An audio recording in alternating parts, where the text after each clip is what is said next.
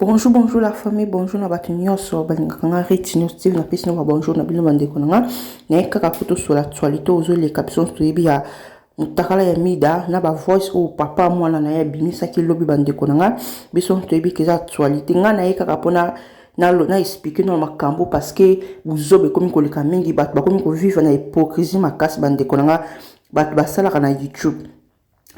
Mutali bosu na elina ese de Panama kuambuye bisote na makambu ya randu na yona ya mama Kongo. Soki mama Kongo alekaki na live ya baleine abandai kopesa explication azopesa explication mama Kongo afingi yote mama Kongo afingi HMT botika kuambuye biso na makambo oye ko répondre mama Kongo esi bo sala analyse ya mutakala ya mida na ba voice ya papa mwana bimisi bino bolobaka ngoke boko banda ko lobela mida ye moko loba ngona munoko ne matière nyoso ko kwya na réseaux sociaux bino tout bo banda ko loba ngoke boko lobela ngo siko ya mida point boko lobela ngote bo mo te ke boza ba hypocrite. Grâce makamba grâce libala grâce te mozala ki a bo vendeli grâce te bo vendeli grâce bozo célébrer mission bozo célébrer live chaque jour bo sala ba live c'est de Panama est-ce que ko so benga ta nani Angelica na live ki Angelica grâce à ça mutu na yo ko sala boite ko sala ba live te jamais Angelica banda ko vendre la grâce azo la grâce ba live azo sala ta 5 live 4 live na journée moko boyo ke la grâce ba te tina ba voice ya mama grâce bima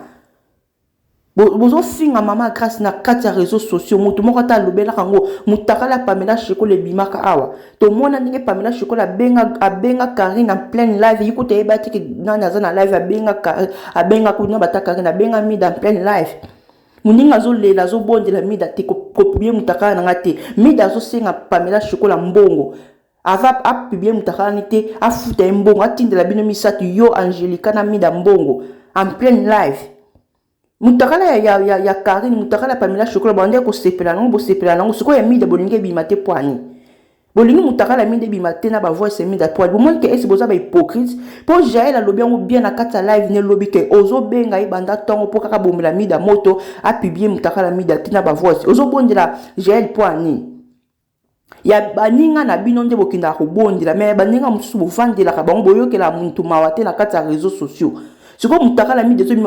vie privée, ni bon temps mis la fin à vie privée à bateau. Ayo que la bateau là bas mal. Yemoka lo barango, ceux qui m'ont acheté dossier na ye ba vendre les puis peine à vendre la rabat. Si vous avez la mis d'abongi bateau yo que la mis ma pourquoi boye bisangai.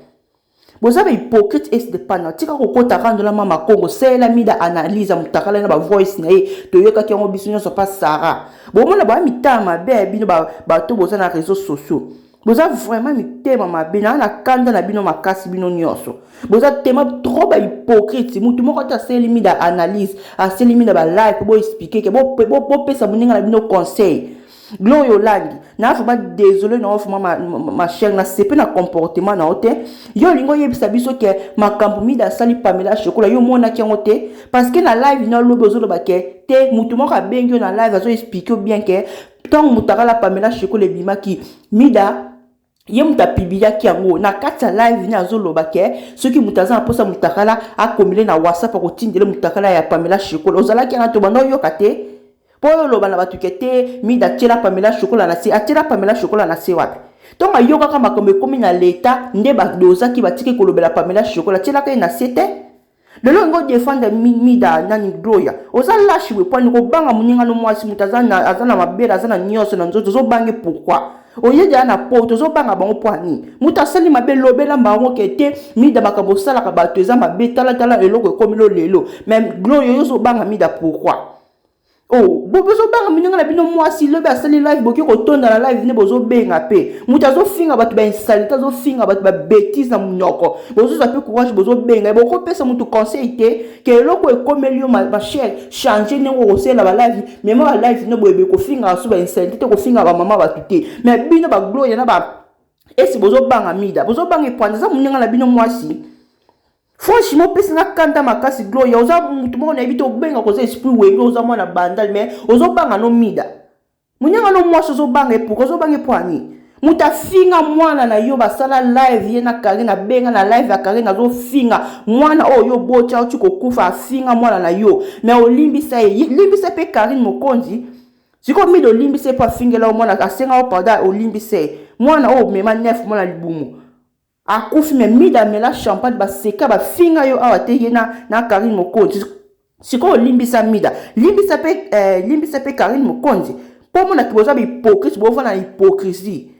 munanga na bino mwasi bozo banga e boko pesa mutu conseil te ke mida eloko ekomelo be changer fo zandinga osena ba mission no sa ba analyse na bien ko finga ba insanité te mutu azo finga ba bêtise na munoko bozo ko produire ye bozo ke pe na live ne bozo benga pe bozo sepela pe bozo lo pe ke ozala ki bezi wa po mida za na posa sa dango aloba kezala ki bezi mais j'ai le choix boy j'ai le choix lobi keza bezi te za makamba solo ya ko sala jamais bezi na mida bo pesa mutu conseil. Tant que mida vendre la dossier, a tu cause dossier, a yipse ki bisoni na janvier wa a ko vendre la dossier ya Belleville na grâce tembo. Ce ko dossier à grâce tembo ki na tant ba ya vendre la dossier ba to ba vie privée. Bino boye ba te ke na live pe gloire ya zolo ba na batuni kete nini makamba ya mida eza vie privée bon o ya ba Belleville a vendre la bango eza ba vie privée te. Bon vie makamba zolo ba ki lesbienne ya Belleville. Eza vie privée na été. C'est comme na mutuni na abattre la vie privée à gloire. Ya mida na vraiment désolé non vraiment gloire pesi va tout kanda makas lobby Oloba qui fali c'est ton grand frère fali sa grand frère na yo a aider pe na makome belé mais mida tu ko finga na ketchup kana janvier awa kaka ba photo ya famille bimito na ketchup akangi photo na bana mida tu ko sala live ya fingi na ketchup glow ya to mona ke siko bengi mida na kata live o bengi mida na live ke mida ko simba mère te ce ko loba simba fali na musique mais mère ko simba te to yoko déjà na live mida zo finga na ketchup azo finga na live kaka na janvier a so qui mis dans la live pour pékisser que kosimba nana ketchup te mais obenga fala za grand frère o sola na muto afinga ka batu no linga mingi eza bien tenga soki nazala muto nebi ke nazala na batu na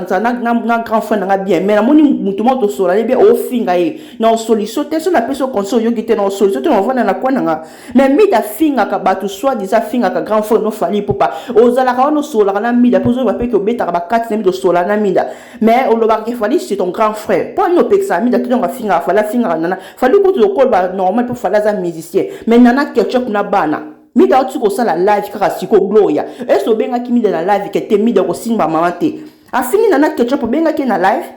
ba hypocrite bino nyonso oboni buzoba pe boyeko mida bina vie privée yeto mabane ko afinga ka ba vie privée batu ayokela batuma tu ko bimisa mutakala ya Karine to bimaki en plein anniversaire muninga ta Karine azana mabena mida yokela muninga mawate